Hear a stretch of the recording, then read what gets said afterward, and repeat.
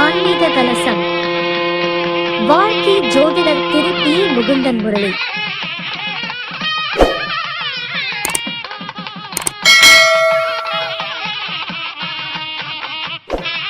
ஐயா நிறைய விஷயத்த பாத்தீங்கன்னா அவருடைய ஆராய்ச்சியில நிறைய விஷயத்த சேகரிச்சு வச்சிருக்கிறார். அதை விட இன்னொரு விஷயம் சொன்னார், பலன் சொல்வது மட்டுமல்ல, ஒரு சில இடத்துல போய் இது எதனால நடந்தது நிகழ்வுகளுக்கு அந்த ஆராய்ச்சி ஜாதகத்தை வாங்கி பார்த்திருக்கிறார் அப்படின்னாவே அதுவே ஒரு பெரிய விஷயம். ஸோ அந்த ஆர்வங்கள் எண்ணங்கள் இருக்கிற வரைக்கும் இவர் நல்ல மிகப்பெரிய ஒரு உயர்ந்த நிலை வருவார் அப்படின்றது இதுல எந்த ஒரு மாற்று கருத்தும் இல்லை. முதல் முறையாக நம்முடைய மகரிஷி ஜோதிட ஆராய்ச்சி அறிவகத்துக்கு வருகை புரிந்து நிறைய கருத்துக்களை கிட்டத்தட்ட ஒரு 3/4 மணி நேரம் ரொம்ப அற்புதமான ஒரு கருத்துக்களை பதிவு செய்தாரு. இல்ல ஐயா அவர்களுக்கு நம்முடைய தொட்டியம் பெரியசாமி ஐயா அவர்கள் பொன்னாடை போற்றி முதல் முறையா வந்திருக்கனால நம்மளுடைய வழக்கம் கிரீடம் வைத்து சிறப்பு செய்வது நம்முடைய வழக்கம். ஸோ அந்த வகையில் ஐயா அவர்களுக்கு இப்பொழுது கிரீடம் வைத்து சிறப்பு செய்ய இருக்கின்றது. பொன்னாடை போற்றி சிறப்பு செய்யலாம்.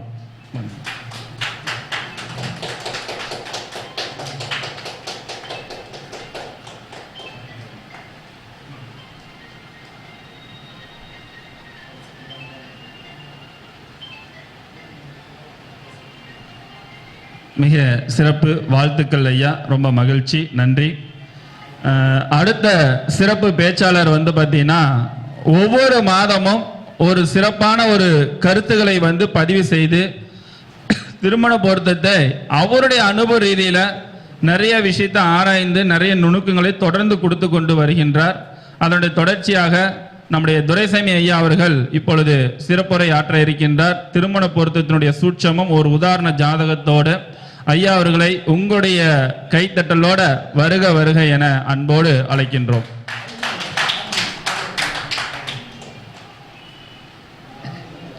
வணக்கம், என் பேர் துரைசாமி. நான் கோயம்புத்தூர்லேருந்து வரேன். ஒரு 22 வருஷமாக இந்த ஜோதிட துறையில் இருக்கேன்.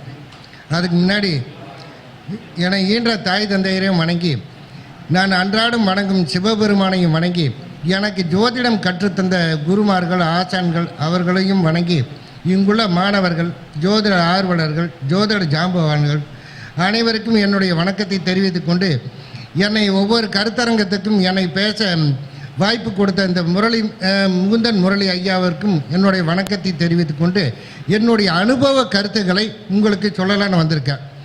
இப்போ இதுக்கு முன்னாடி ஜோதிட அலங்காரம் நிறைய புஸ்தகங்களை பற்றியெல்லாம் சொன்னாங்க. நானும் கூட ஒரு 65 புஸ்தகம் வாங்கினேன். ஆனால் 65 புஸ்தகத்தில் இருக்கிறத படிக்கலை. அந்த தலைப்பை என்னால் மனப்பாடம் பண்ண முடியல. அப்புறம் எங்கே போய் நான் படிக்கிறது?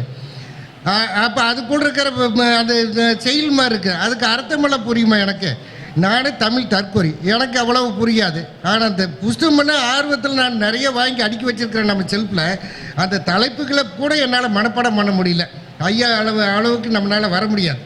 ஆனால் இருந்தாலும் என்னுடைய அனுபவம் என்ன பண்ணா, ஒரு ஜாதகத்தை பார்த்ததுமே பலன் சொல்லுவது எப்படி அப்படின்னு நான் அனுபவப்பட்டேன். இப்போ இதுக்கு முன்னாடி சொன்னார், ஒரு ஜாதகம், அதை ஒரு குடும்பத்தில் எல்லாரும் ஜாதகம் பார்க்கணும். ஆனால் நான் அப்படி இல்லை. ஒரு ஜாதகத்தை வச்சா தாத்தா முதல் பேரன் வரைக்கும் பலன் சொல்லுவேன். அது எப்படி அப்படிங்கிறதுக்கு உதாரணத்துக்கு ஒரு ஜாதகத்தை போட்டு நான் உங்களுக்கு விளக்கம் கொடுக்க வந்திருக்கேன். அந்த ஜாதகத்தில் நம்ம என்னென்ன சொல்ல போகிறோம், இதை இந்த பாடலில் வருதா அப்படின்னு நீங்களே பாருங்கள். நான் குறை சொல்ல வரல, ஆனால் அங்கங்கே இருக்குது. அதையெல்லாம் எப்படி தொகுத்து நம்ம ஒரு ஜாதகத்தை வச்சுட்டு நம்ம அதையெல்லாம் ஞாபகமாக சொல்லிட்டு இருக்க முடியுமா?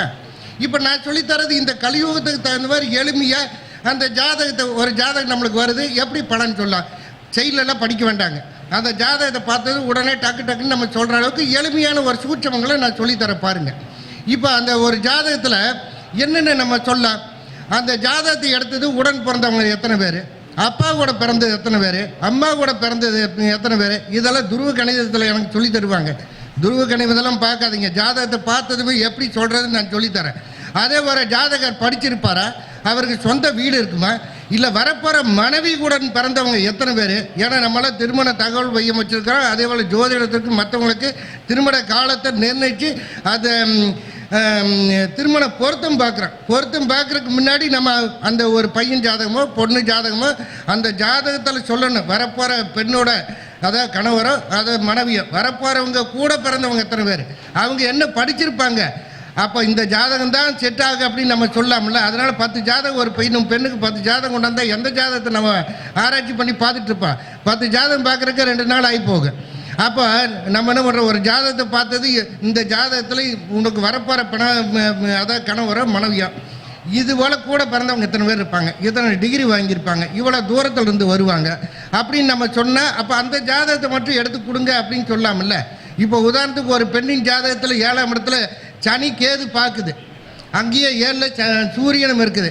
உனக்கு வரப்போகிற கணவன் தலையில் சொட்ட தலையாத்தாமல் இருக்க, நீ எந்த மாதிரி மாப்பிள்ளை தேடினால அப்படின்னு நம்ம சொல்லாமல்ல. கேதுன்னா முடி, சனின்னா பல அதான் இது தானே இருக்கான், தலைன்னா சூரியன். அப்போ சொட்டத்தலை மாப்பிள்ளை தான் அமையும் சொல்லாமல்ல. நீ என்ன தான் பொருத்தம் போட்டு எத்தனை பொருத்தம் பார்த்தாலும் இப்படித்தான் அமையும் அப்படின்னு சொல்லாமல்ல. அப்போ அதனால தான் ஒரு ஜாதகத்தை நான் என்ன பண்ணுறேன், விளக்கத்தோட ஒரு ஜாதகத்தை தரேன்.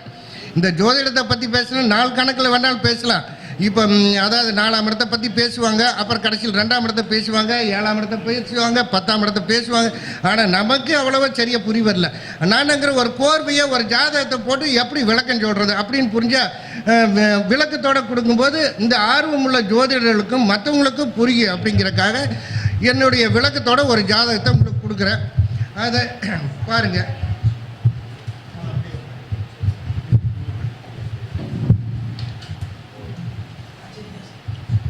இது கொஞ்சம் க்ளோஸ் அப்பில் எடுத்துங்க அந்த போர்டு மட்டும்.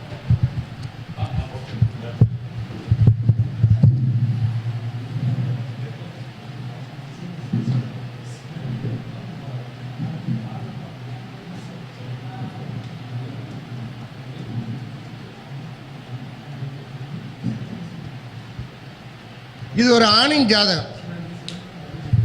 அதாவது 23/4/1961 பிறந்தவர், 11 AM.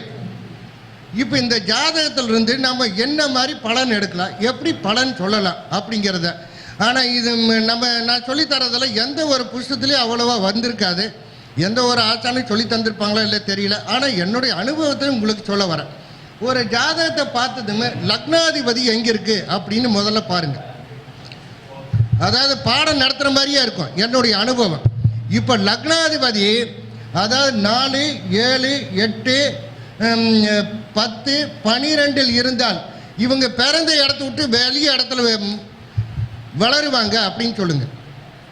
ஒரு ஜாதகத்தை பார்த்ததுமே லக்னாதிபதி 4, 7, 8, 10, 12 இருந்தால் பிறந்த இடத்த விட்டு இடம் மாறினீங்களா அப்படின்னு கேட்டிங்கன்னா ஆமான்னு சொல்லுவாங்க. இந்த லக்னாதிபதி பாருங்கள், புதன் போய் 10ஆம் இடத்துல இருக்குது. அப்போ இவர் பிறந்த இடத்த விட்டு இடம் மாறிட்டாரு அப்படின்னு நம்ம எடுத்துக்கலாமா? சரி, இவர் பிறக்கும்போது புதன் வந்து பாருங்கள், புதன் 4வது பாதத்தில் இருக்குது. அதாவது ரேவதி 4ஆம் பாதம், பக்கத்தில் சூரியன், அந்த சூரியன் என்ன 3ஆம் பாதம், கேதுவின் 3ஆம். அப்போ கண்டாந்திரி தோஷத்தில் இவர் பிறந்திருக்காரு அப்படின்னு சொல்லுங்க.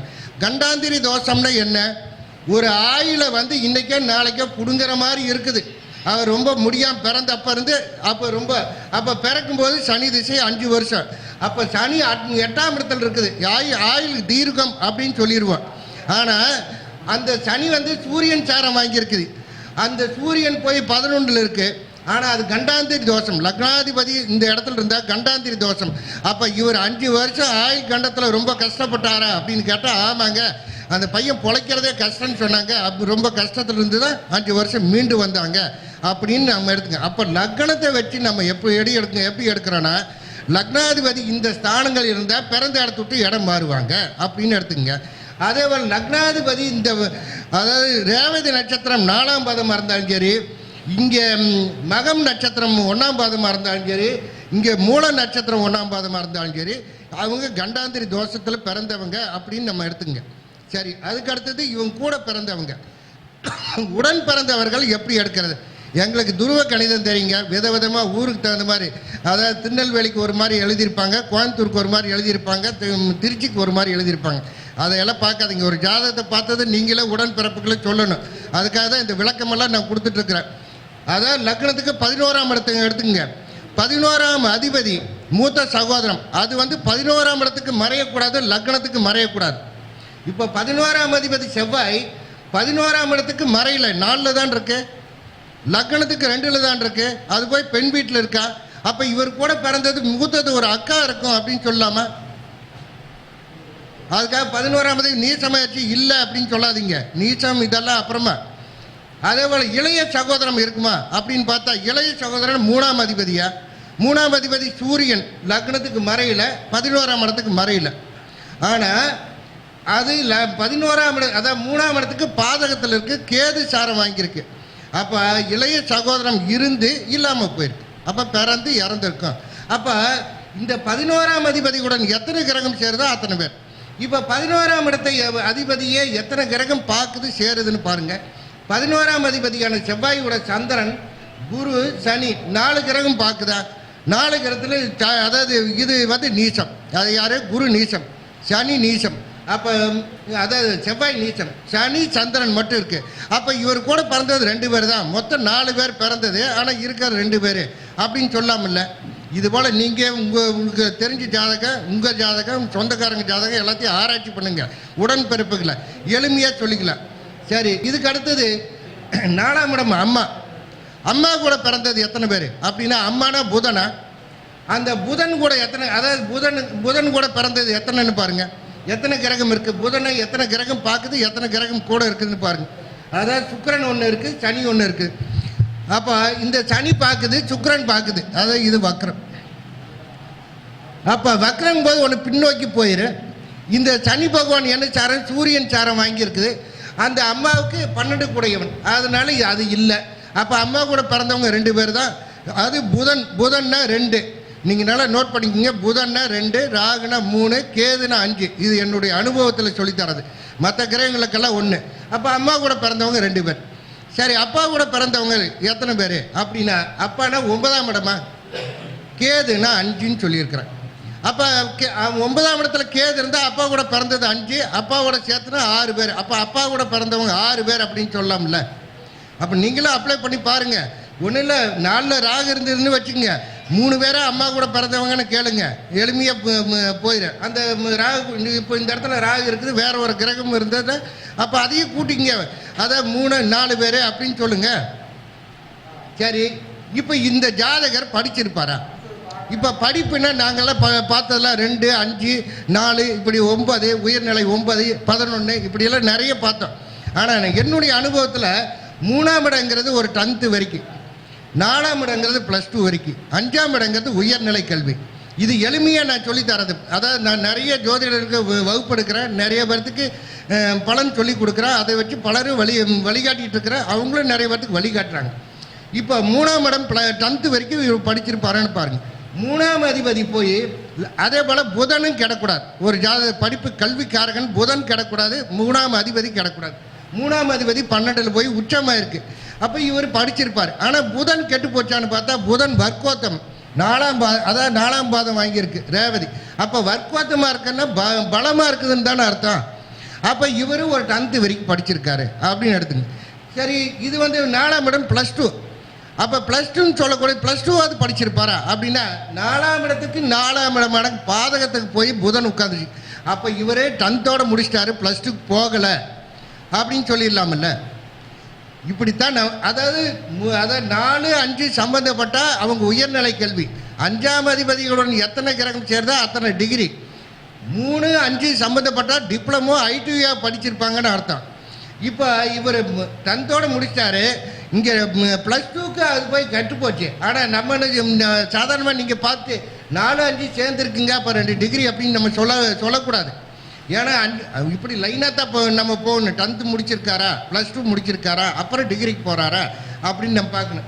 அப்போ இவர் +2 போகவே இல்லை, 10th முடிச்சிட்டார் அப்படின்னு எடுத்துக்குவேன். சரி, அதுக்கடுத்து இவருக்கு வரப்போகிற மனைவி அப்படின்னா, இப்போ மனைவின்னு சொல்லக்கூடிய 7ஆம் இடம். 7ஆம் அதிபதி லக்னத்துக்கு 8க்கு போயிடுச்சு. இவருக்கு அவ்வளோ சீக்கிரம் திருமணம் ஆகாது அப்படின்னு சொல்லிடுவாங்க. ஆனால் நான் என்னங்கிறேன், மனைவி திருமண காலத்தை அப்புறம் சொல்கிறேன். இப்போ மனைவி வரப்போகிற மனைவியுடன் பிறந்தவர்கள் எத்தனை பேர் அப்படிங்கிறத நம்ம பார்க்கணும். அப்போ மனைவின்னு எடுத்துக்கிறீங்க. அந்த மனைவிங்கிற குருவுக்கு 3ஆம் இடத்துல எத்தனை கிரகம் இருக்குன்னு பாருங்க. அதான் புதன்னா 2ன்னு சொல்லியிருக்கேன், சுக்கிரன்னா 1, 3 ஆச்சா. இதுக்கு 11ஆம் இடம். 11ஆம் அதிபதி அதே போல் 11க்கு மறையக்கூடாது, 3ஆம் இடத்துக்கு மறையக்கூடாது. அதாவது அந்த ஜாதகரான குருவுக்கு மறையக்கூடாது. அப்போ இந்த 11ஆம் அதிபதி செவ்வாய் கூட சந்திரன். அப்போ இங்கே 2, இங்கே 3. அப்போ இந்த மனைவியுடன் பிறந்தவங்க 5 பேர், எல்லாமே பெண் வீட்டில். அப்போ 5 பெண் இருக்கும் அப்படின்னு நம்ம சொல்லாமல்ல. அப்போ சரி மனைவி எவ்வளோ தூரத்துல இருந்து வரும் அப்படின்னு கேட்பாங்க இல்லையா? 7ஆம் அதிபதி யாரு? குருவா? நவகிரகத்தில் குரு எந்த திசையில் உட்காந்துருப்பாரு? வடக்கு திசையில் இருப்பார். அப்போ வடக்கு திசையில் இருந்து தான் உனக்கு வரன் வரும் அப்படின்னு சொல்லிட்டு போகலாம்ல. ரொம்ப எளிமையாக இருக்குது நம்ம சொல்கிறது. அதுபோல் நீங்கள் இது போல் பலன் எடுத்துங்க. சரி, இவருக்கு சொந்த வீடு இருக்குமா? அடுத்த கேள்வி. ஏன்னா நான் இது நிறைய திருமணத்தை பற்றியே நிறைய பேசிகிட்டு இருக்கனால திருமணத்தை பற்றி மட்டும்தான் சொல்லுவாரா, மற்ற ஜாதக பலன் சொல்ல மாட்டாரா அப்படின்னு ஒருத்தர் கேட்டதுனால ஒரு ஜாதகத்தை போட்டு விளக்கம் தந்துருக்குறார் எப்படியெல்லாம் பலன் எடுக்கிறாங்க. இவருக்கு சொந்த வீடு இருக்குமா? சொந்த வீடுனா செவ்வாய் கிடக்கூடாது, 4ஆம் அதிபதி கிடக்கூடாது, அதுதானே முக்கியம். இப்போ செவ்வாயின்னு சொல்லக்கூடிய நீச்சமாகி போச்சு அப்படின்னு சொல்லி இருக்காது. 4ஆம் அதிபதி பாதகத்துக்கு போயிடுச்சு, 10க்கு போயிடுச்சு, இருக்காது. இதுதான் நம்ம பொதுவாக வீடு இல்லை அப்படின்னு சொல்லிடுவோம்ல. ஆனால் அதாவது வர்க்கோத்தம் பெற்றிருக்கனால அப்போ பலம் ஜாஸ்தின்னு அர்த்தம். அப்போ அது வர்க்கோத்தம் பெற்ற தன் வீட்டையே பார்க்கறனால அவருக்கு வீடு உண்டு. இவர் எந்த மாதிரி வீட்டில் குடியிருப்பார்? இப்போ நீங்களே எல்லாரும் குடியிருக்கீங்க, நீங்கள் எந்த திசையில் வாசல் அமையும் அப்படின்னு உங்களுக்கும் தெரிய வேண்டாமா? அப்போ 4ஆம் அதிபதி எந்த பாவகத்தில் இருக்குதோ, இல்லை செவ்வாய் எந்த பாவத்தில் இருக்குதோ, எது பலமாக இருக்கோ அந்த திசைன்னு எடுத்துங்க. இப்போ பாருங்கள், 4ஆம் அதிபதி புதன். இந்த ஜாதகம் அந்த புதன் வடக்கு திசையாகுது, வடக்கு திசையில் இருக்குது. வேண்டாம், செவ்வாயின்னு எடுத்துங்க. செவ்வாய் வடக்கு திசையில் இருக்குது. அப்போ வடக்கு பார்த்த வீடாக இருக்கும் அப்படின்னு சொல்லாமல், இப்போ அந்த புதன் 4ஆம் அதிபதிக்கு முன்னாடி பின்னாடி இருக்கிறது வீதி. இது கிழக்கு மேற்கு பார்த்த ரோடா நீங்கள் குடியிருக்கிறது அப்படின்னு கேளுங்க, வடக்க பார்த்த வீடான்னு கேளுங்க. ஏன் இந்த செவ்வாய்க்கு எடுத்துங்க, அது செவ்வாய்க்கு கிழக்கு மேற்கு பார்த்த வீடா, வடக்கு பார்த்த வாசலா அப்படின்னு கேளுங்க. அப்போ உங்கள் ஜாதகத்திலேயே உடனுக்குடனே அப்ளை பண்ணி பார்த்துக்கலாம்ல, எளிமையாக இருக்கும் இல்லையா? இப்படித்தான் நான் வரப்போகிற மனைவியும் இது மனைவியோ கணவனோ இந்த திசையில் இருந்து வரும், இந்த திசையில் தான் வீடு அமையும் அப்படின்னு நம்ம சொல்லாமல்ல. சரி, இந்த இன்னொரு இது சொல்கிறேன். அதாவது ஒரு இருதார தோஷம், இது நிறைய சொல்லி தந்திருக்க மாட்டாங்க, நான் சொல்கிறேன், நீங்கள் நோட் பண்ணிக்கங்க. இருதார தோஷம்னா 2ஆம் இடம் 7ஆம் இடம் கிடக்கூடாது, 10ஆவதுக்கு புதன் கிடக்கூடாது. ஒரு ஜாதகத்தில் 2, 7 புதன் கெட்டு போனால் அவங்களுக்கு முதல் தாரம் நிலைக்காது. அதே போல் அந்த திசாநாதன் 4, 7, 8, 10, 12 இருந்து ஒரு கிரகம் திசை நடந்தால் அது பிரிவை தரும். அந்த ஸ்தானாதிபதியின் திசையாக இருந்தாலும் பிரிவை தரும். நான் பாடலெல்லாம் சொல்லித்தரல, எளிமையாக உங்களுக்கு ஷார்ட்டாக புரிகிற மாதிரி சொல்கிறேன். நீங்களும் ஜோதிடர்கள் எல்லாருமே பிரிவு ஜாதகமும் வச்சுருப்பீங்க, உங்கள் ஜாதகமாக வச்சுருப்பீங்க. பாருங்கள், பிரிவு ஜாதகமாக நம்மளுக்கு எந்த திசையில் திருமணம் நடந்தது, அப்போ அது பிரிவு கொடுத்ததா ஏன் கொடுக்கல அப்படிங்கிறத நீங்களே எளிமையாக தெரிஞ்சுக்குவீங்க இல்லையா? அதுக்காக ஒரு ஜாதகத்தை போட்டு சொல்கிறேன். இவருக்கு பாருங்கள், பிறக்கும்போது சனி திசை, அதுக்கடுத்து புதன் திசை, புதனுக்கு அடுத்து கேது திசை. அந்த கேது திசையில் தான் இவருக்கு திருமணம் நடந்தது. திருமணம் ஒருத்தருக்கு எப்போ நடக்குன்னா, நான் 7ஆம் இடத்தை எடுக்கிறதில்ல, 7ஆம் அதிபதியை எடுக்கிறதில்ல, சுக்கிரனை எடுக்கிறதில்ல, கலத்திரக்காரகன் சுக்கிரன் செவ்வாய் அதையெல்லாம் நான் தொடரதே இல்லை. 9ஆம் இடத்துக்கு ஒரு கிரகம் சம்பந்தப்பட்ட திசை நடந்தால் தான் திருமணம். ஏதாவது ஒரு வகையில் 9ல் அமர்ந்த கிரகமாக இருக்கலாம், 9ஆம் இடத்தை பார்த்த கிரகமாக இருக்கலாம், இல்லை 9ஆம் அதிபதி சாரம் பெற்ற கிரகமாக இருக்கலாம், அல்லது 9ஆம் அதிபதி திசாநாதனை பார்த்துருக்கலாம், அந்த திசாநாதனோட சாரம் வாங்கியிருக்கலாம், அல்லது திசாநாதனோட சேர்ந்துருக்கலாம். இவ்வளோதான் எளிமையான விஷயம். இந்த பையனுக்கு கேது திசை நடக்கும்போது கேது 9லேயே இருக்குது. கேது திசையில் திருமணத்தை கொடுத்தது, கேது திசையிலேயே. அப்புறம் என்ன புத்தியில் தந்தது? அடுத்தது முதல்ல திசை சம்மந்தப்பட்டதா புத்திக்கு போகணும். சம்மந்தப்படலைன்னா நீங்கள் அடுத்த திசை பார்த்துக்கலாங்க அப்படின்னு சொல்லி ஒரே வார்த்தையில் சொல்லிட்டு போயிடுங்க. அதை விட்டு போட்டு அதை விட்டுட்டு 7ஆம் இடத்துக்கு சம்மந்தப்படலைங்க. ஒன்றும் இல்லை, நிறைய பேர் 7ல் சுக்கிரன்றது அழகான மனைவி வரும், ஆனால் சுக்கிர திசையே வராது. அப்படியே சுக்கிர திசை நடந்தாலும் 9ஆம் இடத்துக்கு தொடர்பே இருக்காது, ஆனால் அவங்களுக்கு கல்யாணமே ஆகாது. அது அப்புறம் எப்படி போய் இதுக்கு நடக்க? ஒன்றும் இல்லை, 7ஆம் இடத்துல ஒருத்தருக்கு சனி இருக்குது, ஆனால் சனி திசையில் லேட்டாக திருமணம் நடக்கும். அப்படியெல்லாம் ஒன்றும் கிடையாதுங்க. நான் நிறைய ஜாதகம் பார்த்தேன், 20 வயசில் கூட ஒரு பெண்ணுக்கு திருமணம் நடந்தது. ஏன்னா அந்த சனி திசை வந்துருச்சு, சனி 7ல் இருக்குது, அது 9ஆம் இடத்த 3ஆம் பார்வையாக பார்க்குது, திருமணத்தை கொடுத்துருச்சு. அப்போ எந்த கிரகமாக இருந்தாலும் அது நம்மளுக்கு கணக்கில் 9க்கு சம்மந்தப்பட்டால் தான் திருமணம். சம்மந்தம் லேட்டாக பட்டால் லேட்டாக, சம்மந்தப்படலைன்னா இல்லை, ஒரே வார்த்தையில் சொல்லிட்டு போகலாம்.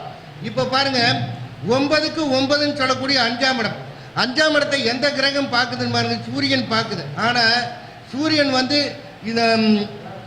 வந்து அதை கேது சாரம் வாங்கிச்சு, கேதுக்கு சூரியனுக்கு பகை. ஆனால் சனி பகவான் 10ஆம் பார்வையை இங்கே பார்த்தது, அதாவது 5ஆம் இடத்தை பார்த்தது. அப்போ இவருக்கு திருமணம் வந்து கேது திசை சனி புத்தியிலேயே திருமணத்தை கொடுத்தது. இது ஒன்று ஆச்சுங்களா? இப்போ இதெல்லாம் சொல்லிட்டோம். இவருக்கு எத்தனை குழந்தைகள் அப்படின்னு நம்ம பார்க்குறோம். அப்போ ஒரு ஜாதகருக்கு எத்தனை குழந்தை இருக்கும் அப்படின்னு பார்த்தா 5ஆம் இடத்தை தான் நம்ம எடுத்துக்கிறோம். நீங்கள் 5ஆம் இடம், 5ஆம் அதிபதி குரு, இதைத்தான் பார்க்குறீங்க. இவருக்கு குரு கெட்டு போச்சு, இவருக்கு குழந்தை இல்லை அப்படின்னால நம்ம படித்ததை வச்சு பலன் சொல்லிட்டு இருந்தால் சரியாக வராது, தப்பி போயிடும். நான் என்னங்கிற 5ஆம் அதிபதி எங்கே போயிருக்குது, அதாவது லக்னத்துக்கு லக்னாதிபதி கூட சேர்ந்துருக்கு, லக்னாதிபதி கூட. அப்போ 5ஆம் அதிபதியுடன் எத்தனை கிரகம் இருக்கோ அத்தனை பேர் இவங்க குழந்தைகள். இப்போ லக்னாதிபதியான புதன் கூட எத்தனை கிரகம் இருக்குது? புதன்னா 2, சுக்கிரன் 1 பார்க்குது, சனி 1 பார்க்குது. ஆனால் சனி 8லிருந்து பார்க்கறதுனால இவருக்கு பிறந்தது 4 குழந்தைங்க. ஆனால் 2 தான் நிலைச்சது, 2 இல்லை. அப்போ 2 குழந்தைகள் அப்படின்னு இவங்க எளிமையாக சொல்லாமல், அதே போல் இவருக்கு கேது திசையில் தான் குழந்தை பிறந்தது. இப்போ கேது திசை நடக்குதுங்க, 5ஆம் இடத்துக்கு தொடர்பு இல்லை, 5ஆம் அதிபதிக்கு தொடர்பு இல்லை, குரு 8ல் போயிடுச்சு, குழந்தை இல்லை. இது நான் எனக்கு படித்து சொல்லி தந்த வாத்தியார்கள் அப்படி தான் சொன்னாங்க. ஆனால் நான் என்ன சொன்னேன், அதாவது லக்னத்துக்கு ஒருத்தருக்கு சம்பந்தப்படாமல் குழந்தை பேர் இல்லை. அப்போ உங்கள் குழந்தைங்க உங்களுக்கெல்லாம் குழந்தை பிறக்கும்போது பாருங்கள், உங்கள் ஜாதகப்படி பாருங்கள், லக்னத்துக்கு சம்பந்தப்பட்ட திசை நடந்தால் தான் குழந்தை பேர். சம்பந்தம் லேட்டாக பட்டால் லேட்டாக தான் திருமணம் குழந்தை பேர். சம்பந்தமே படலைன்னா குழந்தை இல்லை அப்படின்ட்டு ஒரே வாரத்தில் எளிமையாக சொல்லிட்டு போயிடலாம். இப்போ பாருங்கள், அதாவது கேது திசை நடக்குது, கேது வாங்கியது சாரம், அதாவது ராகு சாரம்.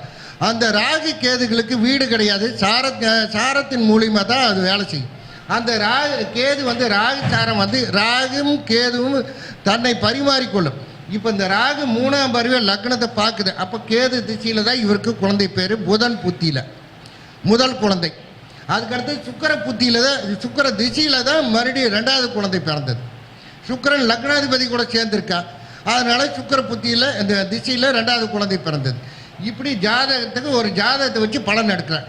இப்போ இந்த ஜாதகர் பிரிவு தருவார், நம்ம இங்கே எழுதுனோம். அதாவது பிரிவுனா 4, 7, 8, 10, 12 ஒரு கிரகம் அமர்ந்து திசை நடந்தால் பிரிவு. ஆனால் திசாநாதன் கேது 9 இருக்கிறனால பிரிவை தரல. அதே போல் புதனும் 2, 7 கெடக்கூடாது அப்படின்னு சொன்னேன். 2, 7 கெட்டு புதன் கெட்டு போனால் அவங்களுக்கு முதல் தாரம் நிலைக்காதுன்னு சொன்னேன். இங்கே 2ஆம் அதிபதி கெட்டு போகல, பலமாக இருக்கு. 7ஆம் அதிபதி கெட்டு போச்சு. ஆனால் இந்த குரு 2ஆம் இடத்தையே பார்க்கறதுனால குடும்பத்தான பிரியலை, ஆனால் பிரச்சனையோடையே வாழுது. அப்போ அதே போல் புதன் கெட்டு போச்சான்னு பார்த்தா புதன் அதாவது அதாவது வர்க்கோத்தம் அடைஞ்சு பலமாக இருக்குது, அதனால் இந்த குடும்பம் கெடலை. இதில் இன்னொரு ஜாதகம் இதுலேயே சொல்கிறேன். இப்போ அம்மான்னு சொன்னால் 4ஆம் இடமா புதனா? இப்போ அம்மான்னு எடுத்துங்க, இங்கே அம்மா தூக்கி இங்கே போடுங்க, அம்மா இருக்கிற இடத்துக்கு. அதுக்கு நேராக 7ஆம் இடம் கணவனா? அதுவும் புதனா? அப்போ புதன்னா 2ன்னு சொல்லியிருக்கிறேன்னா அப்போ அம்மாவுக்கு 2 தாரம் அப்படின்னு சொல்லாமா? இப்போ அம்மான்னு சொல்லக்கூடிய அம்மாவுக்கு 2ஆம் அதிபதி செவ்வாய் கெட்டு போச்சா? அம்மாவுக்கு 7ஆம் அதிபதி புதனும் போய் 7க்கு 7 பாதகத்தில் போய் உட்காந்துருச்சா? இவருக்கு தான் வர்க்கோத்தம், அம்மாவுக்கு இல்லை. அப்போ அம்மாவுக்கு 2, 7 கெட்டு புதனும் கெட்டு போச்சு, அம்மாவுக்கு இருதாரன்னு சொல்லாமா? சரி வேண்டாம், அப்பான்னு எடுத்துக்கங்க. அப்பானா 9ஆம் இடமா? சனி பகவானா? அப்பாவுக்கு 2ஆம் அதிபதி 2க்கு 12க்கு போய் அது சூரியன் சாரம் வாங்கியிருக்கா, அதாவது சூரியன் சாரம் வாங்கியிருக்கா? அப்போ 2ஆம் இடம் கெட்டு போச்சா? 7ஆம் அதிபதி அது சனி சாரமே வாங்கினாலும் சனிக்கும் இதுக்கும் பகையா? அப்போ 7ஆம் இடம் கெட்டு போச்சா? அப்பாவுக்கு புதன் சொல்லக்கூடிய 6ஆம் அதிபதி நீச்சமாகி போச்சா? அப்போ அப்பாவுக்கு இருதாரம் சொல்லாமா ஒரு குடும்பத்தில்? அப்போ இருதாரம் உங்கள் குடும்பத்தில் இருதாரமா அப்படின்னு நீங்கள் நசுக்கா கேளுங்க, அப்போ அவங்களே போட்டு கொடுத்துருவாங்க. இருந்தாலும் நம்ம ஒரு விளக்கம் எப்படி எடுக்கிறது இருதாரத்துக்குன்னு சொல்கிறேன். வேண்டாம், இது பாருங்கள், தாத்தான்னு சொன்னால் 5ஆம் இடமா? 5ஆம் அதிபதி சுக்கிரனா? சுக்கிரனுக்கு 7ஆம் இடத்துல புதனா? அதே புதன்னா 2. அப்போ இவங்க தாத்தாவுக்கு அப்போ இருதாரம் அப்படின்னு சொல்லாமல்? அப்போ இவங்க குடும்பத்தில் எல்லாத்துக்குமே இருதாரம், அப்போ இந்த ஜாதகருக்கு இருதாரமா அப்படின்னு பார்க்கணும்ல. ஆனால் இவருக்கு இருதாரம் இல்லை, ஏன்னா 2ஆம் அதிபதி கெட்டு போகல. 7ஆம் அதிபதி அதாவது நீச்ச பங்கம் அப்படின்னு சொல்லிடுவீங்க. புதனும் வர்க்கோத்தம் பண்றதுனால புதனும் கெட்டு போகல. ஆனால் இவருக்கு மட்டும் ஒரு தாரம். இப்படித்தான் ஒரு ஜாதகத்தை திருமண காலமும் குழந்தை பேரும் நம்ம சொல்கிறோம்.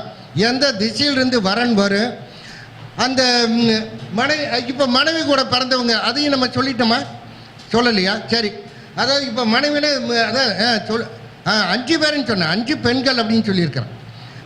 அப்போ வரப்போகிற மனைவி கூட எத்தனை ஆணா பெண்ணா இதையெல்லாம் நம்ம சொல்லாமல்ல. இப்படித்தான் நான் பலருக்கு வழிகாட்டிகிட்டு இருக்கிறேன். அதாவது பல ஜோதிடர்களையும் உருவாக்கி விட்டுருக்கிறேன். அதனால் நம்மக்கிட்ட படிக்கிறவங்களே நிறைய பேர் ஆர்வமாக படிக்கிறாங்க. நான் சொல்லி தரது ஜோதிடர்களுக்கு மட்டுமே புரியுங்கிற மாதிரி இல்லை. பொதுவாக அந்த வயசில், அதாவது திருமண காலத்தில் குழந்தைகளை வச்சுருக்கிறவங்க தாய் தந்தையரை கூட என்னுடைய கருத்தை நிறையா கேட்டுட்டு, ஐயா நீங்கள் சொன்ன ரூல்ஸ் படி தான் எனக்கு திருமணம் நடந்தது, என் பையன் என் அண்ணனுக்கு அப்படி தான் நடந்தது, தம்பிக்கு இப்படி தான் நடந்தது, அப்போ என் பையனுக்கு எனக்கு சரியாக எடுக்க வரல அப்படின்னு சொல்லி நம்மக்கிட்ட வராங்க. ஆனால் நம்ம பாடல் மூலிமா அவங்கள புரிய வைக்க முடியுமான்னு எனக்கு தெரியல. ஆனால் நான் சொல்லித்தரது ஷார்ட்டாக எளிமையாக புரிய வைக்கிறேன்.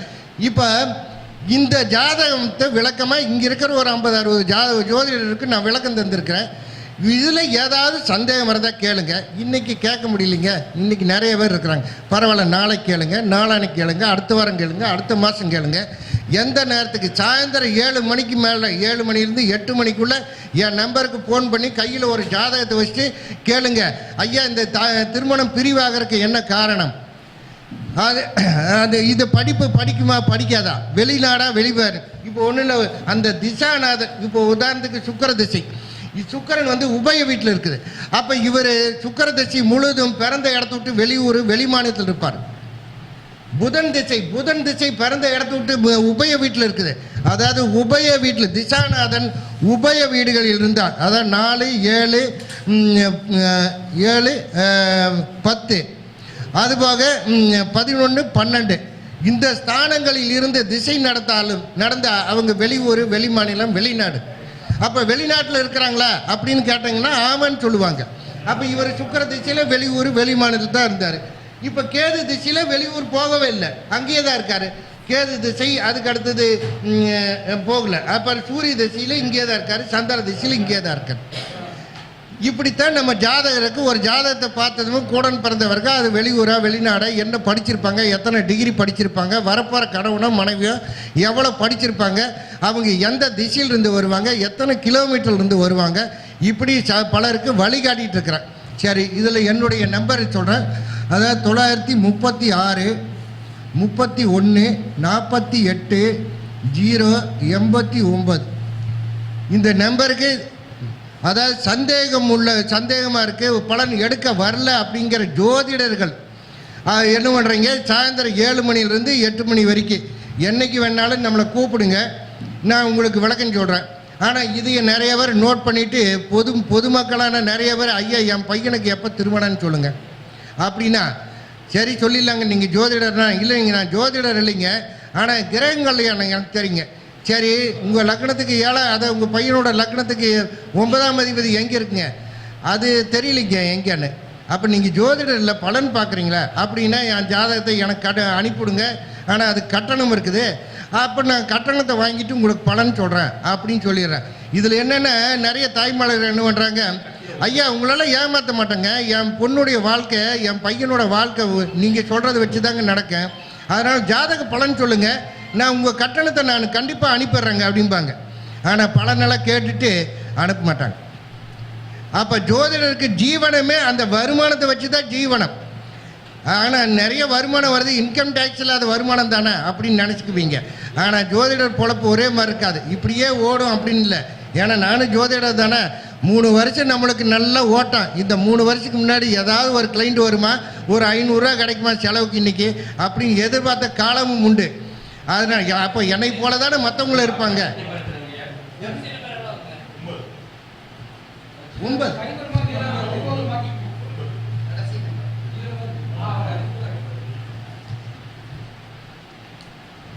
சரி, இதுவரை எனக்கு பேச வாய்ப்பளித்த முகுந்தன் முரளி ஐயாவுக்கு நன்றியை தெரிவித்துக் கொண்டு என்னொரு உரையை பொறுமையாகவும் அமைதியாகவும் கேட்ட இந்த ஜோதிட குருமார்களுக்கும் மாணவர்களுக்கும் நன்றியை தெரிவித்துக் கொள்கிறேன்.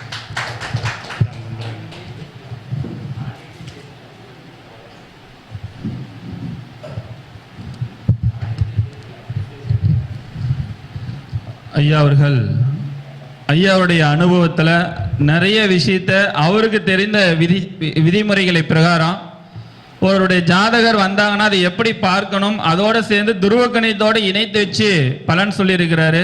அது உண்மையுமே ஒரு பாராட்டத்தக்க ஒரு விஷயம். அந்த திருமண பொருத்தத்தில் வந்து நிறைய விஷயத்தில் நிறைய டாப்பிக்கில் நிறைய நுணுக்கங்கள் கொடுக்கலாம்.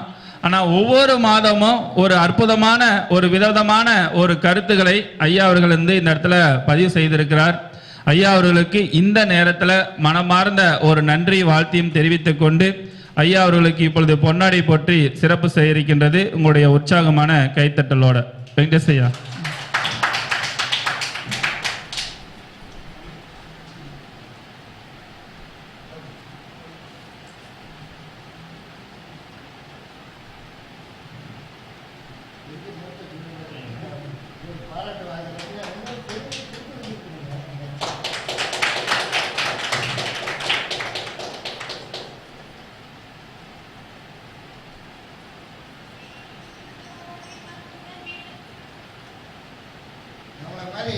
மகிழ்ச்சி. ஜோதிடர்களை பூராமே உச்ச நிலைக்கு கொண்டு போறது யாருன்னா இந்த மாதிரி முகுந்தன் முரளி ஐயா தான். ஆனா 85 கருத்தரங்கு நடத்திருக்காருன்னா எவ்வளவு போராட்டம் எவ்வளவு பிரச்சனைகளை சந்திச்சிருப்பாரு. ஆனா எத்தனை ஜோதிடர்களை மேல்நிலைக்கு கொண்டு வந்திருப்பாரு. அதாவது நம்ம ஊருக்குள்ள நம்மளை பத்தி அவ்வளவா தெரியாது. ஆனா உலகம் முழுவதும் நம்மளை தெரிய வச்சது யாருன்னா இந்த மாதிரி கருத்தரங்கு நடத்தக்கூடிய முகுந்தன் முரளி ஐயா. ஆனா அவர் மூலியமா தான் நம்மள அதாவது வருமானத்தை பண்ணி வாழ்க்கையை ஓட்டிட்டு இருக்கிறான். அதனால நம்மளுக்கு தெரிஞ்ச வரைக்கும் அதாவது ஜோதிட ஆசான் இல்லை, எனக்கு தொழிலின் வழிகாட்டியே அவர் தான். அதனால அவருக்கு தான் நான் என்னுடைய முதல் நன்றியை தெரிவிச்சுக்கினேன். எனக்குன்னு இல்லை, என்னை போல எத்தனை ஜோதிடர்களை இது வரைக்கும் வெளியே கொண்டாந்துருப்பார். எனக்கு அதுதான் ஒரு பெரிய விஷயம். அப்போ ஜோதிடர் கருத்துக்கு எவ்வளோ பெரிய நல்ல நல்ல கருத்தாக இருந்தாலும் அந்த கருத்து வெளியே எங்கே போய் சேருது, யார் கொண்டு போய் சேர்த்துனாங்க? இந்த இவர் மாதிரி ஆள் இல்லைன்னா நம்ம கருத்துக்கள் வெளியே போயிருக்காது. குண்டு சட்டிக்குள்ள குதிரை ஓட்டுற மாதிரி உள்ளேயே தான் நம்ம இருந்திருக்கோன்னு. அதனால் இவருக்கு மீண்டும் ஒரு நன்றியை தெரிவித்துக் கொள்கிறேன். ரொம்ப நன்றி நன்றி, மகிழ்ச்சிங்க. சரி, அடுத்த சிறப்பு பேச்சாளர்கள்லாம் மதிய நேரத்தில் பேச இருக்கிறாரு. நம்முடைய மணிமுருகேசன் ஐயா அவர்கள், திண்டுக்கல் சின்ராஜ் ஐயா அவர்கள், மீனாட்சி பரமகுரு மேடம் அவர்களும், அப்புறம் தனலட்சுமி மேடம் அவர்களும், இவங்க எல்லாம் மத்தியான நேரத்தில் சீதா சுரேஷ் ஐயா அவர்கள் இவங்கெல்லாம் மத்தியானம் தான் வந்து பேச இருக்கிறாங்க. ஸோ அதனால் இந்த நேரத்தில் இன்னொரு 10 நிமிடத்தில் ஒரு எளிமையான முறையில் ஒரு அற்புதமான முறையில் பலன் சொல்லக்கூடிய ஒரு சிறப்பான ஒரு தகவல். அதாவது என்னன்னா, இந்த 12 லக்னக்காரர்களுக்கு எது வலிமை கொடுக்கக்கூடிய நபர்கள். அப்போ ஒரு கிரகம் இந்த 12 லக்னத்துக்காரங்களுக்கு ஒரு கிரகம் பலம் குறைஞ்சிருச்சுன்னா உண்மையாலுமே அவங்களால வாழ்வாதாரம், வாழ்க்கை, பொருளாதாரம் எல்லா வகையிலுமே அவங்களுக்கு ஒரு சிறப்பு தன்மைகளை கொடுக்காத அளவுக்கு ஒரு மைனஸாக போகும். ஸோ அந்த மாரி ஒரு விஷயத்தில் எடுக்கும்போது பார்த்தீங்கன்னா இது வரைக்கும் நான் வெளியே சொல்லாத தகவல் தான் இன்னைக்கு நான் சொல்லக்கூடிய ஒரு விஷயம். ஸோ அதனால் மதிய உணவு இடைவேளைக்கு முன்னாடி வந்து பார்த்தீங்கன்னா இன்னொரு 20 நிமிஷம் இருக்குது சாப்பாடு வர்றதுக்கு. அதுக்கு முன்னாடி வரைக்கும் ஒரு 10 நிமிடம் இதுவும் ஒரு 10 நிமிடம் போர்டில் யாரோ ஒருத்தர் இங்கே வந்திருக்கிறவங்க ஜாதகர் யாரோ ஒருத்தர் இருந்தாங்கன்னா போர்டில் MM சிஸ்டத்து பிரகாரம் சொல்லி நான் பலன் சொல்கிறேன். யாருக்கோ அவங்களுக்கு போடணும்னு இருந்ததுன்னா போர்டில் யாரோ ஒருத்தர் உங்களுடைய ஜாதக கட்டம் போட்டு கிரகன் என்ற சாரத்தெல்லாம் சொல்லிட்டு அதுக்கப்புறம் நான் சொன்னதுக்கப்புறம் உங்களுடைய பலன்கள் வந்து நீங்கள் சொல்லலாம். யாரோ ஒருத்தர் போடுறதுன்னா தாராளமாக போடுங்க போர்டில். சரி, இப்போ நான் சொல்லக்கூடிய விஷயம் வந்து இந்த 12 லக்னத்துக்காரர்களை பொறுத்த வரைக்கும் இந்த மேஷ லக்னம்